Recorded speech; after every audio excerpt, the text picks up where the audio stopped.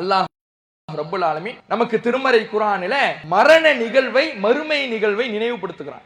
ஏன் இந்த ரமலான்ல பயிற்சி எடுக்கிறோம்? இதை நம்ம வாழ்க்கைக்கு தொடரலே வைங்களேன், அடுத்த வருட ரமலான் நாம இருப்போமான்னு சொல்ல. இந்த வருட ரமலானில் எத்தனை பேரை நாம் இழந்திருக்கிறோம் யோசிச்சு பாருங்க. நம்முடைய உறவினர்களை இழந்திருப்போம், நம்முடைய ஊர்க்காரர்களை இழந்திருப்போம். எத்தனை மரண செய்திகள் நம்முடைய செவிகளிலே இந்த ரமலான் மாதத்தில் கேட்டது. அடுத்த ரமலான் நமக்கு நிச்சயம் இருக்குதா?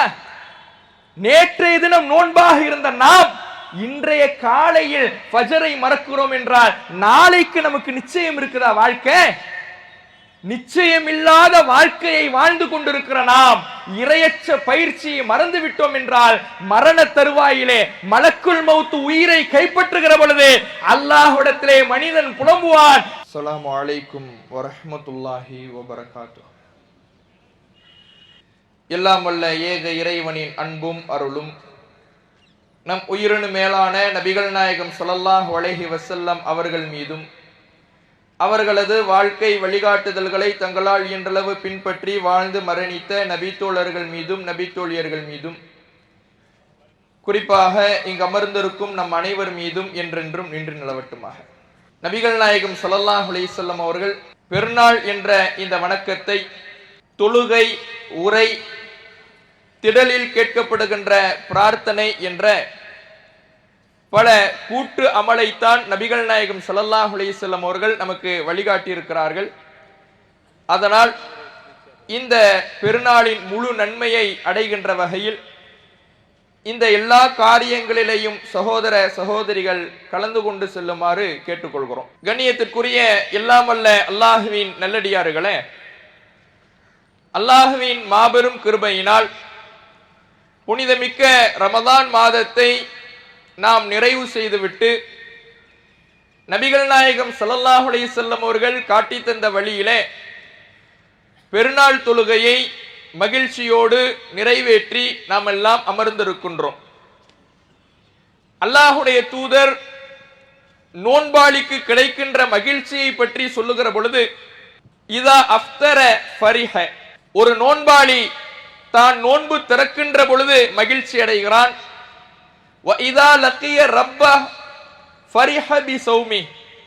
தன்னுடைய ரப்பை மறுமை நாளில் சந்திக்கின்ற பொழுது நோன்பின் காரணமாக மறுமை நாளில் அல்லாஹ்வை சந்திக்கின்ற பாக்கியத்தை பெறுகின்ற பொழுது ஒரு அடியான் சந்தோஷம் அடைகிறான் என்று நபிகள் நாயகம் ஸல்லல்லாஹு அலைஹி வஸல்லம் அவர்கள் சொல்லி காட்டுகிறார்கள்.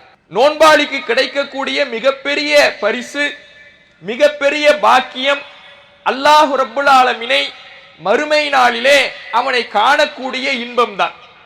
அதுதான் ஒரு அடியானுக்கு கிடைக்கக்கூடிய மிகப்பெரிய பாக்கியமாக மார்க்கம் சொல்லி காட்டுகிறது. அந்த பாக்கியத்தை, அந்த இன்பத்தை நோன்பாளிகளுக்கு அவர்களுடைய நோன்பின் காரணமாக இறைவன் பரிசளிப்பதாக நபிகள் நாயகம் ஸல்லல்லாஹு அலைஹி வஸல்லம் அவர்கள் நமக்கு வாக்களிக்கிறார்கள். அப்ப இந்த பரிசு, இறைவனை காணுதல் என்கின்ற மாபெரும் பாக்கியம் வெறுமனே நாம் பசித்திருந்ததற்காக கொடுக்கப்படுகின்ற பரிசு அல்ல. நாம் தாகத்தோடு இந்த ஒரு மாத காலத்தை கழித்ததற்காக கொடுக்கப்படுகின்ற பரிசு அல்ல. இந்த ரமதான் மாதம் எந்த நோக்கத்திற்காக நமக்கு தரப்பட்டிருக்கிறதோ, நோன்பு எந்த நோக்கத்திற்காக கடமையாக்கப்பட்டிருக்கிறதோ அந்த நோக்கத்தை நாம் அடைந்து கொள்வதன் மூலமாகத்தான் இறைவனுடைய இந்த மிக பெரும் பரிசை மறுமை நாளிலே நம்மால் அடைந்து கொள்ள முடியும். அல்லாஹ்வை நாம் முகம் காண முடியும், அந்த இன்பத்தை நம்மால் அனுபவிக்க முடியும். அப்ப இந்த ரமலான் மாதம் எந்த நோக்கத்திற்காக கடமையாக்கப்பட்டிருக்கிறது என்பதை நாம் அறிந்து கொள்ள வேண்டும். அல்லாஹ் திருமறை குர்ஆனிலே சொல்லுகிறான், குத்திப அலைக்குமுஸ் ஸியாம் கமா குத்திப அலல்லதீன மின் கப்லிக்கும் லஅல்லக்கும் தத்தகூன். நீங்கள் இறையச்சமுடையவர்களாக ஆவதற்காகத்தான் இந்த நோன்பு கடமையாக்கப்பட்டிருக்கிறது என்று அல்லாஹ் சொல்லுகிறான். நோன்பு கடமையாக்கப்பட்டதற்கான காரணமே இறையச்சத்தை நாம் பெற வேண்டும் என்பதற்காகத்தான். இறையச்சத்தை பெறுவது என்பது இந்த ஒரு மாத காலத்துல நான் பள்ளிவாசலுக்கு வந்தேன், இரவு தொழுகைகள்ல கலந்து கொண்டேன், எல்லா ஐவேளை தொழுகையையும் நான் பள்ளிவாசலில் வந்து நிறைவேற்றினேன், பொய் பேசாமல் வாழ்ந்தேன், புறம் பேசாமல் வாழ்ந்தேன், தீய பழக்க வழக்கங்களை தவிர்த்து கொண்டேன், இந்த ஒரு மாத காலம் நான் சரியாக வாழ்ந்தேன் என்று இந்த ஒரு மாத காலத்தோடு இரையச்ச காரியங்களை சுருக்கிக் கொள்வதற்காக நோன்பு கடமையாக்கப்படவில்லை. இந்த ஒரு மாத காலம் என்பது வெறுமனே பயிற்சி தான். இந்த மாதத்தில் எடுக்கப்பட்ட பயிற்சி வாழ்நாள் முழுவதும் தொடர்வதுதான் நோன்பினுடைய மிக முக்கியமான நோக்கமாக இருக்கிறது. அல்லாஹுடைய அச்சத்தை, இறைவனுடைய பயத்தை இந்த ரமலான் மாதங்களில் எப்படி நாம் கடைபிடித்தோமோ அதே போல ஏனைய மாதங்களிலேயும் நாம் கடைபிடிக்க வேண்டும். தொழுகை விஷயத்திலே எப்படி சரியாக நடந்து கொண்டோமோ அதே போல ஏனைய மாதங்களிலேயும் நடந்து கொள்ள வேண்டும். ஹராம் ஹலால் விஷயத்திலே எப்படி பேணுதலாக நடந்து கொண்டோமோ அதுபோல ஏனைய மாதங்களிலேயும் நடந்து கொள்ள வேண்டும். இத்தகைய இரையச்ச மாற்றத்திற்காகத்தான் அல்லாஹ் இந்த ரமலான் மாதத்தை பயிற்சியாக தந்திருப்பதாக நமக்கு சொல்லி காட்டுகிறான். ஆனால் எத்தனையோ ரமலானை நாமும் கடந்து விட்டோம். இது மற்றொரு ரமலானாக இந்த ரமலான் நம்முடைய வாழ்க்கையிலே கடந்து போய்விடக் கூடாது. ஒவ்வொரு மனிதரும் தன்னுடைய வாழ்விலே இன்றைய தினத்திலே, பெருநாள் தினத்திலே நாம் கடந்து வந்த ரமலானுடைய பயனை நாம் அடைவதற்காக நாம் ஒரு உறுதிமொழியை ஏற்றுக்கொள்ள வேண்டும். இந்த ரமலான் கடந்து போன ரமலானை போன்று இருந்துவிடக் கூடாது. மற்றும் ஒரு ரமலானாக நம்முடைய வாழ்நாளை இது கடந்துவிடக் கூடாது. இந்த ரமலானில் நான் பெற்ற பயனை, பயிற்சியை வாழ்நாள் முழுவதும் தொடர வேண்டும் என்கின்ற உறுதிப்பாட்டை நாம் ஏற்றுக்கொள்ள வேண்டும். அதுக்கு என்ன செய்கிறது? ஒவ்வொரு காலமும் நம்முடைய வயதுக்கேற்ப ஒவ்வொரு ஆண்டு இந்த ரமலான் மாதம் நம்மை வந்து அடையத்தான் செய்கிறது, கடந்து போகத்தான் செய்கிறது. ஆனால் அதனுடைய முழு பலனை நம்மால் அடைந்து கொள்ள முடியவில்லையே, ஏன்?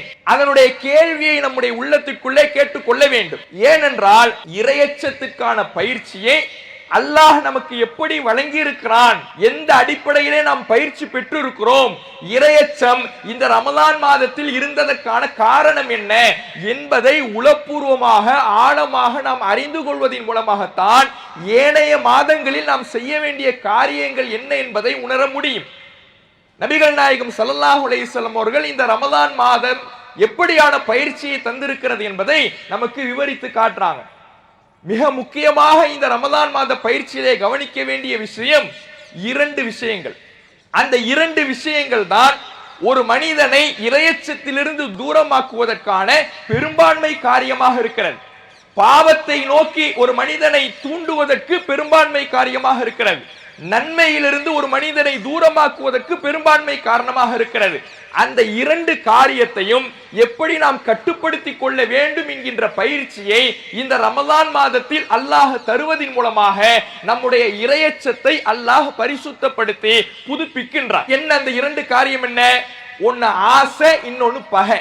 இந்த இரண்டும் தான் பாவங்களுடைய நீரோடையாக, பாவங்களுடைய ஊற்றுக்கண்ணாக, பாவங்களுடைய பிறப்பிடமாக பெரும்பாலும் இந்த இரண்டு காரணங்கள் தான் வகிக்கிறது என்பதை மார்க்கமே நமக்கு சொல்லி காட்டுகிறது.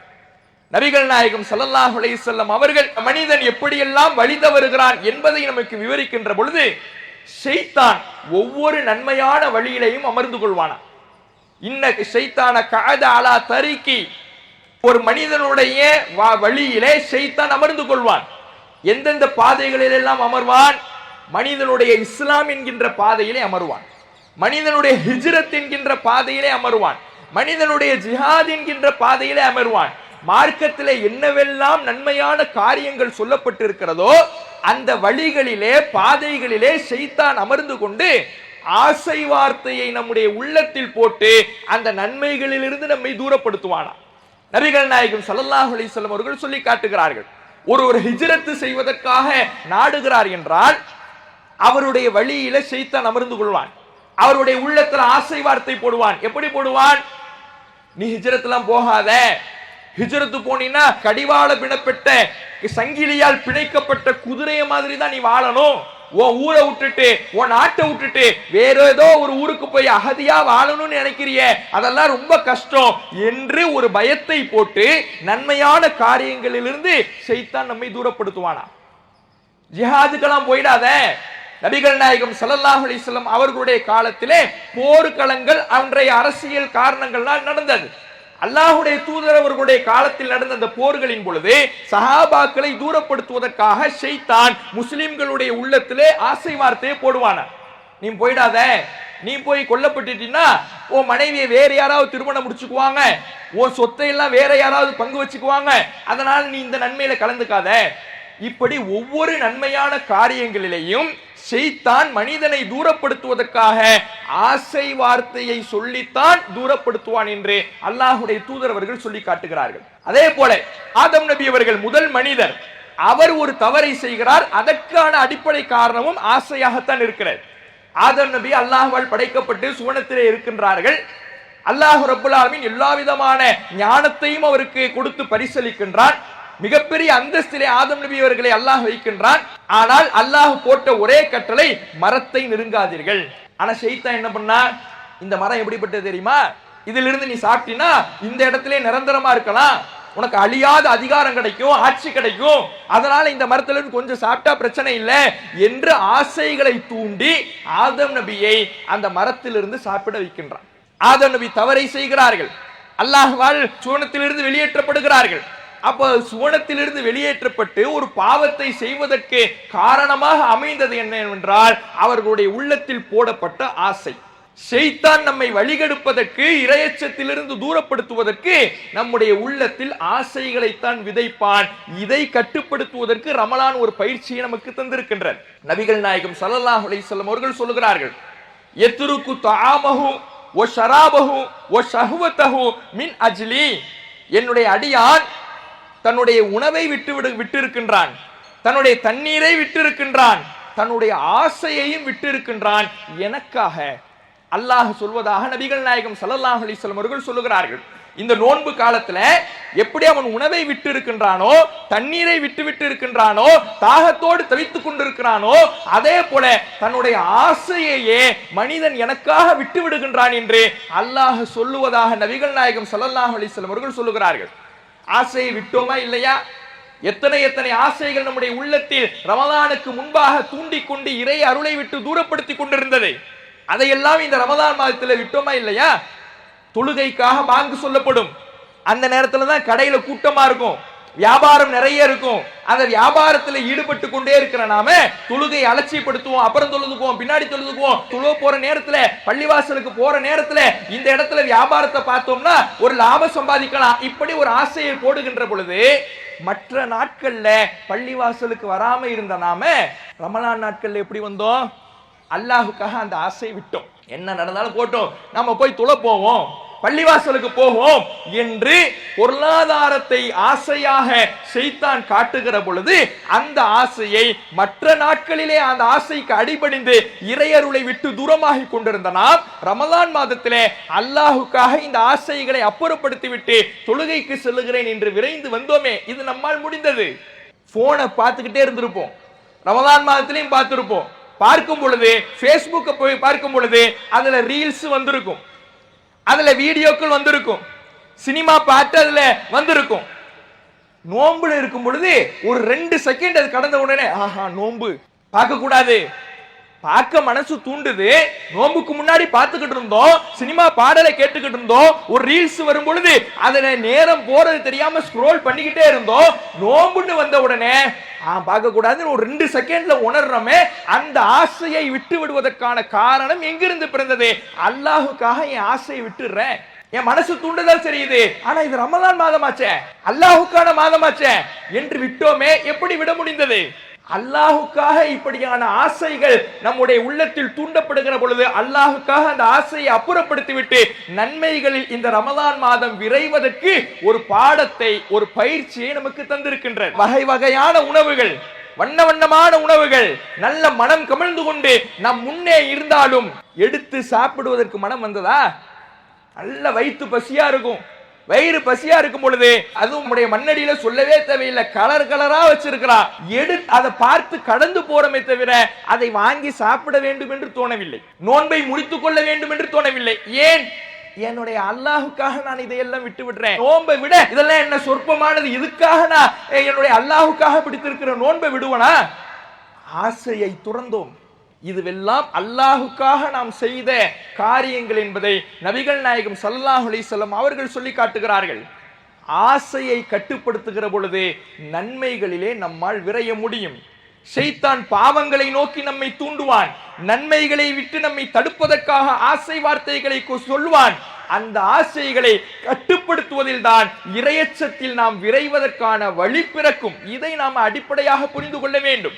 அல்லாஹ் திருமறை குர்ஆன்ல யாரெல்லாம் தொழுகைகளை பாழ்படுத்துகிறார்களோ அவர்களை பற்றி சொல்லுகின்ற பொழுது ஃபஹலஃப மின் பஅதிஹிம் கல்ஃபுன், பின்னால் ஒரு கூட்டம் வரும், வஅலாஉ ஸலா, அவர்கள் தொழுகையை பாழ்படுத்துவார்கள், வத்தபஉ ஷஹவாத், தொழுகையை அவங்க பாழ்படுத்துறதுக்கு காரணம் என்ன தெரியுமா? ஆசைகளை பின்பற்றிட்டு போவாங்க. ஆசையை பின்பற்றிட்டு போறதுனால தான் பின்னாடி போய்க்கலாம், அப்புறம் போய்க்கலாம், வியாபாரம் இருக்குது, அங்க போகணும் இங்க போகணும் என்று ஆசை மனசுல தூண்டும். ஷைத்தான் தொழுகை விட்டு தடுப்பதற்காக இப்படி மாய வார்த்தைகளை நம்முடைய உள்ளத்தில் போட்டு அவனுடைய வலைகளை விரிப்பான். அதை பின்பற்றி விட்டோம் என்றால் தொழுகை விட்டு தூரமாகி விடுவோம். தொழுகையை தேர்ந்தெடுத்து விட்டால் ஷைத்தானுடைய ஆசையை உதறி தள்ளி விடுவோம். ஷைத்தானின் ஆசையை உதறி தள்ளுகின்ற பயிற்சியை ரமலான் தந்தது. எத்தனையோ பாவங்கள் நம் கண்முன்னே வந்து நின்றும் கூட அதற்கான ஆசை நம்முடைய உள்ளத்தில் இருந்தும் கூட நோன்பு என்கின்ற ஒற்றை காரணத்தினால் அதை விட்டு விலகி இருந்தோம். இந்த பயிற்சி ஏனைய நாட்களிலும் தொடரும். தொடருதா? தொடர்ந்திருந்தா போன ரமலானில் என்ன மாற்றத்தை சந்திச்சோம், அதுக்கு முன்னரே ரமலான்ல என்ன மாற்றத்தை சந்திச்சோம், இந்த ரமலான்ல சந்தித்த மாற்றத்தை இன்றைய ஃபஜர் தொழுகையில எத்தனை பேர் கடைபிடித்தோம்? இவ்வளவு நாட்கள் தூக்கம் ரொம்ப தேவை, தூங்குனாதான் என்னால செயல்பட முடியும், இப்படி தூக்கம் உண்மையிலே தேவைதான். ஆனா ஃபஜரை மறந்து தூங்குவது இஸ்லாம் ஆதரிக்கிறதா? ஃபஜரை மறந்து தூங்குவார், அவருக்கு விடுவதே 10-11 ஆகிவிடும். ஆனால் ரமலான் மாதம் வந்தவுடன் சஹருக்கு 4 மணிக்கு எழுந்திருச்சிருப்பார் மனுஷன், நைட்டு முழுக்க கண் திறந்து முழித்துக் கொண்டிருந்திருப்பார். ஆனா இன்றைக்கு ஃபஜர் தொழுகையை பார்த்தோம்னா 2 செஃப் நிறையல. ஒரு மாசம் எடுத்த பயிற்சி அடுத்த ஒரு நாள்ல போயிடுத. ஏன்? அல்லாஹுக்காக ஆசைகளை துறந்த நாம் அந்த பயிற்சியை வாழ்நாள் முழுவதும் தொடர வேண்டும் என்கின்ற ஆர்வம் இல்லாமல் இருக்கிறோம். இறைவன் தந்த இந்த பயிற்சியை கடைபிடிக்க வேண்டும். ஒரு மாதம் நம்மால் முடிந்த நமக்கு மற்ற நாட்களில் முடியாதா? அல்லாஹ் ரமலானில் பதிய வைக்கக்கூடிய மிக முக்கியமான கருத்தே, உன்னால் அனுமதிக்கப்பட்டதை கூட விட முடிந்தது எனக்காக. சாப்பாடு அனுமதிக்கப்பட்டது, ஹலாலு, ஆனா நோன்பு இருக்கிறதுனால எனக்காக விட்டில. தண்ணி ஹலாலு, ஆனா நோன்பு இருக்கிறதுனால எனக்காக விட்டில. உன்னுடைய மனைவியோடு குடும்ப வாழ்வில் ஈடுபடுவதை எனக்காக விட்டில. இப்படி எனக்காக உனக்கு அனுமதிக்கப்பட்ட விஷயங்களை கூட விட உன்னால் முடியும் என்றால் மற்ற நாட்களில் என்னால் தடுக்கப்பட்ட காரியங்களையும் உன்னால் விட முடியும். அதற்கு செய்ய வேண்டியது நம்முடைய உள்ளத்தில் பாவங்களை நோக்கி ஆசைகள் எழுகிற பொழுது அதை கட்டுப்படுத்துவதற்கு ரமலான் தந்த பயிற்சியை மற்ற நாட்களில் கடைபிடிக்க வேண்டும். இதுதான் நம்ம செய்ய வேண்டியது. இந்த பயிற்சியை கடைபிடிச்சோம்னா இறையச்சம் வாழ்நாள் முழுவதும் தொடரும். இரண்டாவது விஷயம் என்ன? பகை, ஆசை. இறைவன் ஹராமாக்கிய பாவங்களை நோக்கி ஆசை தூண்டும். அந்த ஆசைக்கு இணங்கி நாம் செயல்படுகிற பொழுது இறையச்சத்தை விட்டு தூரமாகி விடுவோம், ரமலான் தந்த பயிற்சியை பாழாக்கி விடுவோம். இரண்டாவது என்ன? பகை. இது மனிதனுக்கு செய்ய வேண்டிய தவறுகளை தூண்டும். இதை கட்டுப்படுத்துவதற்கு ரமலான் பயிற்சி தந்ததா இல்லையா? ஒரு மனுஷனுக்கு பசி இருக்கும் பொழுதுதான் கோபம் ரொம்ப வரும். பசி இருந்துச்சுன்னு வைங்களேன், வயிறு காலியா இருந்துச்சுன்னு வைங்களேன், கட்டுமையான எரிச்சல் வரும், தலையெல்லாம் கொதிக்கும், வேர்த்து வேர்த்து கொட்டும். எரிச்சலினுடைய உச்சகட்டத்தில் இருப்பான் பசியில் இருக்கும் பொழுது. சாதாரண நேரத்துல மதியம் சாப்பிடாத ஒரு மனுஷன்ட்ட தொணன்னு பேசிக்கிட்டே இருங்களேன், போடான்ட்டு போயிடுவான். கடுமையான எரிச்சல் வரும். ஏன்? பசி ஒரு மனுஷனுக்கு இருந்துச்சுன்னா கடுமையான கோபம் வரும். நம்முடைய சாதாரண நடைமுறை வாழ்க்கையில் மட்டுமல்ல, உலக வரலாற்றிலே பல புரட்சிகள் நடந்ததற்கு காரணமே மக்களுடைய பட்டினி காரணமாக இருந்திருக்கு. பசியும் பட்டினியும் மக்களுக்கு அதிகமாகின்ற பொழுது அந்த நிலை ஒரு ஆட்சிக்கு எதிராகவே கோபத்தை, மக்களுடைய உள்ள தீயை மூட்டிவிடும். அப்ப பசி இயற்கையிலே கோபத்தை கொடுக்கும். ஆனா சாப்பிடாம இருக்கிறோம், பகல் முழுக்க சாப்பிடுறது கிடையாது. பகல் முழுக்க சாப்பிடாமல் இருந்தாலும் கூட வம்பு சண்டை வந்தால் கூட நான் நோம்பாளின்னு விலகிட்டு போனமே. ஏன்? கோபப்படுவதற்கான எல்லா சூழலும் நமக்கு இருக்குது. பசி இருக்குது, எரிச்சல் அவ்வளவு நேரம் இருக்கு, வயிறு காலியா கிடக்குது. மற்ற நேரங்கள்ல இது மாதிரி ஒரு சூழல்ல ஒருத்தன் யாராவது வந்து நம்மள முறைச்சானால அவ்வளவு கோபம் வரும். ஆனா இந்த நாட்கள்ல, ரமலான் நாட்கள்ல யாராவது நம்ம இடத்தில் சண்டைக்கு வந்தால் கூட, தவறாக பேசினால் கூட, எதிர்த்து நம்ம இடத்தில் பேசிக் கொண்டிருந்தால் கூட நோன்பு பான்னு கடந்து போயிட்டோமே. எப்படி நம்மால் முடிந்தது? ரமலான் மாதம் நமக்கு அப்படியான பயிற்சியை தந்திருக்கிறது. விருப்பு வெறுப்புகளை கட்டுப்படுத்துவதற்கான பயிற்சியை ரமலான் மாதத்தின் மூலமாக நமக்கு தருகிறது. ஆசையை கட்டுப்படுத்துவதற்கான பயிற்சி நமக்கு தந்திருக்கிறது. இந்த இரண்டையும் உணர்ந்தோம் என்றால் எப்படி கட்டுப்படுத்தணும் யோசிச்சு பார்ப்போமே. ஒரு மாச காலம் எப்படி இருந்தோம்? ஆசையை கட்டுப்படுத்திக்கிட்டு இருந்தோம், வெறுப்பை கட்டுப்படுத்திக்கிட்டு இருந்தோம். நம்மளால முடிஞ்சுச்சே, நம்மால இருக்க முடிஞ்சதே. நம்மால் இந்த ஒரு மாத காலம் இருக்க முடிந்தது என்றால் ஒரு வருட காலமும் இருக்க முடியும், ஏனைய மாதங்களிலேயும் நம்மால் இருக்க முடியும் என்பதை நாம் உணர வேண்டும். அதில்தான் நாம் ரமலானில் பெற்ற பயிற்சியை நம்முடைய வாழ்நாள் முழுவதும் தொடர்ந்து அல்லாஹ்வை சந்திக்கின்ற பாக்கியத்தை பெற முடியும். அல்லாஹ் ரப்பல் ஆலமீன் திருமறை குர்ஆனிலே கேட்கிறான், அஉநப்பியுக்கும் பிஹ மின் கைரின் மின் தாலிக்கும், இதைவிட சிறந்ததை உங்களுக்கு நான் அறிவிக்கட்டுமான்னு அல்லாஹ் கேட்கிறான். எதை விட சிறந்ததை? இந்த உலகத்துல மனிதனுக்கு இருக்கிற ஆசாபாசங்களை எல்லாம் அல்லாஹ் பட்டியல் போடுறான். பட்டியல் போட்டுட்டு இந்த ஆசைகளை எல்லாம் விட சிறந்ததை உங்களுக்கு நான் அறிவிக்கட்டுமா?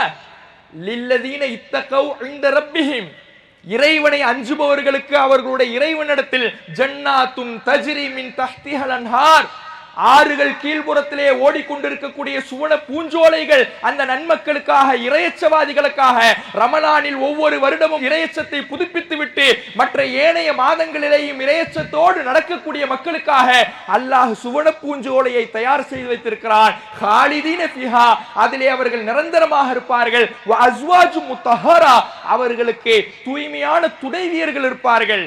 ஒரு ரிதுவானும் மினல்லாஹ், அல்லாஹ்விடமிருந்துள்ள பொருத்தமும் அவர்களுக்கு கிடைக்கும். இந்த பாக்கியம் யாருக்கு கிடைக்கும்னா, ஒரு மாசம் நான் இறையச்சவாதியா இருந்தேன், ஒரு மாசம் பள்ளிவாசல் தொடர்புல இருந்தேன், ஒரு மாசம் கரெக்டா இருந்தேன், அவர்களுக்கு அல்ல. அந்த பயிற்சியை வாழ்நாள் தொடர்பவர்களுக்கு அதுதான் பிரயோஜனம். பயிற்சி எடுத்து அதை அப்படியே விட்டுட்டோம்னா ஏதாவது பிரயோஜனம் இருக்குதா? நம்ம பிள்ளைய, நம்ம மகனை போய் கம்ப்யூட்டர் கிளாஸ் சேர்த்து விடுறோம், நல்ல போட்டோஷாப் அது இதுன்னு நல்லா கத்துக்கிட்டவன் சும்மாவே வீட்டில் உட்காந்துருக்கிறான், வேலைக்கே போகல.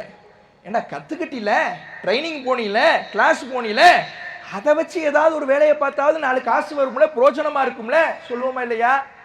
ஒரு பயிற்சி எடுத்ததை நம்முடைய வாழ்க்கை பழக்கமாக ஆக்கிக் கொள்கிற பொழுதுதான் அதற்கு பயன் உண்டு. ரமலான் பயிற்சியை தந்துவிட்டது. அந்த பயிற்சி வாழ்நாள் முழுவதும் தொடர்ந்தால்தான் நம்முடைய மறுமை நாளிலே பயன் கிடைக்குமே தவிர ஒரு மாதத்தோடு முடித்து விட்டோம் என்றால் ஃபமாலில்லாஹி ஹாஜத்துன் ஃபீ அன் யதஅ தஆமஹு வ ஷராபஹு, மனுஷன் உணவை விட்டு இருந்ததுல, தண்ணீரை குடிக்காம இருந்ததுல அல்லாஹுக்கு எந்த தேவையும் இல்லை. பட்டினி கிடக்கணுங்கிறதுக்காக அல்லாஹ் நோன்பை கடமையாக்கனா? நோன்பு குறைசிகளே இஸ்லாத்துக்கு முன்னாடி பிடிச்சுக்கிட்டு தானே இருந்தாங்க. ஆஷுரா தினத்துல, முஹர்ரம் மாதத்துல 10வது நாள் அறியாமை கால மக்களே அவர் நோன்பு பிடிச்சுக்கிட்டு தான் இருந்தாங்க. ஆனால் இஸ்லாம் ரமதான் மாத நோன்பை கடமையாக்கி நமக்கு ஒரு நெறிமுறையை கற்றுத்தருகிறது. நீ பசிச்சிருக்கிறது உன்னுடைய நோக்கம் அல்ல, தாகிச்சிருக்கிறது நோக்கம் அல்ல, நீ மாறணும். நீ மாறலைன்னா அந்த குறைசிகள் காஃபிர்கள் பிடிச்ச நோன்புக்கு உனக்கு என்ன வித்தியாசம்? ட்ரைனிங் எடுக்கல, நோன்புனால எந்த பிரயோஜனம் இல்லாத என்ன வித்தியாசம்? அப்ப நம்முடைய நோன்பு, நம்முடைய ரமலான் காலம் பயனுள்ளதாக அமைய வேண்டும் என்றால் நாம் இந்த ரமலானின் மூலம் பண்படுத்திக் கொள்ள வேண்டும்.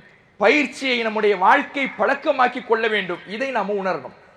அல்லாஹ் ரப்பல் ஆலமீன் நமக்கு திருமறை குர்ஆனில மரண நிகழ்வை, மறுமை நிகழ்வை நினைவுபடுத்துகிறான். ஏன் இந்த ரமலான்ல பயிற்சி எடுக்கிறோம்? இதை நம்ம வாழ்க்கைக்கு தொடரலே வைங்களேன், அடுத்த வருட ரமலான் நாம இருப்போமான்னு சொல்ல முடியாது. இந்த வருட ரமலானில் எத்தனை பேரை நாம் இழந்திருக்கிறோம் யோசிச்சு பாருங்க. நம்முடைய உறவினர்களை இழந்திருப்போம், நம்முடைய ஊர்க்காரர்களை இழந்திருப்போம். எத்தனை மரண செய்திகள் நம்முடைய செவிகளிலே இந்த ரமலான் மாதத்தில் கேட்டது. அடுத்த ரமலான் நமக்கு நிச்சயம் இருக்குதா? நேற்றைய தினம் நோன்பாக இருந்த நாம் இன்றைய காலையில் ஃபஜரை மறக்கிறோம் என்றால் நாளைக்கு நமக்கு நிச்சயம் இருக்குதா வாழ்க்கை? நிச்சயமில்லாத வாழ்க்கையை வாழ்ந்து கொண்டிருக்கிற நாம் இரையற்ற பயிற்சியை மறந்து விட்டோம் என்றால் மரண தருவாயிலே மலக்குல் மௌத் உயிரை கைப்பற்றுகிற பொழுது அல்லாஹ்விடத்திலே மனிதன் புலம்புவான், ரப்பனா எங்கள் இறைவா, அஹ்ரிஜ்னா எங்களை இந்த நரக படுகொலியில் இருந்து கொஞ்சம் வெளியே அனுப்பு, ஒரு அவகாசத்தை தான். நஅமல் சாலிஹன் கைரல்லதி குன்னான அமல். உலகத்துல வாழும் பொழுது எதையெல்லாம் செய்யாம அலட்சியமா இருந்துகிட்டு இருந்தனோ, பின்னாடி செஞ்சுக்கலாம்னு நான் விட்டுக்கிட்டு இருந்தனோ, அதையெல்லாம் நீ தரக்கூடிய சின்ன அவகாசத்துல போய் செய்து விட்டு வந்து விடுகிறேன் ரப்பே. மனிதன் புலம்புவான். அல்லாஹ் சொல்வான், அவலம் நுஅம்மிருக்கும் மா யததக்கரு ஃபீஹி மன் ததக்கர். படிப்பினை பெற்று திருந்துபவனுக்கு என்ன கால அவகாசம் தேவையோ அதை உன் வாழ்நாளாக நான் தரவில்லையா? உனக்கு வாழ்நாள் காலத்தை தந்தனே. வாழ்நாள் காலம் என்பது படிப்பினை பெற்று தன்னுடைய வாழ்க்கையை மாற்றிக்கொள்பவனுக்கான அவகாசம். 60 ஆண்டு காலம் வாழ்ந்தேன், 70 ஆண்டு காலம் வாழ்ந்தேன், நான் என்னுடைய அமல்களை அதிகப்படுத்தவில்லை, 5 நிமிடம் தாண்டு புலம்புவான். படிப்பினை பெறுவதற்கான ரமலானை கடந்திருக்கிறோம். இந்த படிப்பினை பெற்று நம்முடைய வாழ்க்கையை திருத்திக் கொண்டால் மறுமையிலே தப்பிக்கலாம். இல்லை என்றால் அல்லாஹ்விடத்தில் எவ்வளவு மன்றாடினாலும் இறைவன் தந்த வாய்ப்பை நாம் வீணடித்திருக்கிற பொழுது அதற்கு அல்லாஹ்விடத்தில் எந்த பிரயோஜனமும் இருக்காது. அதை சிந்தித்து நம்முடைய வாழ்க்கையில ரமலான் தந்த பயிற்சியை வாழ்நாள் முழுவதும் தொடரக்கூடிய மக்களாக நம் அனைவரையும் அல்லாஹ் ஆக்கி அருள் புரிவானாக என்று பிரார்த்தித்து எனது உரையை நிறைவு செய்கின்றேன். வாஹிர் தாவானா அல்ஹம்துலில்லாஹி ரப்பில் ஆலமீன். அல்லாஹு அக்பர், அல்லாஹு அக்பர்.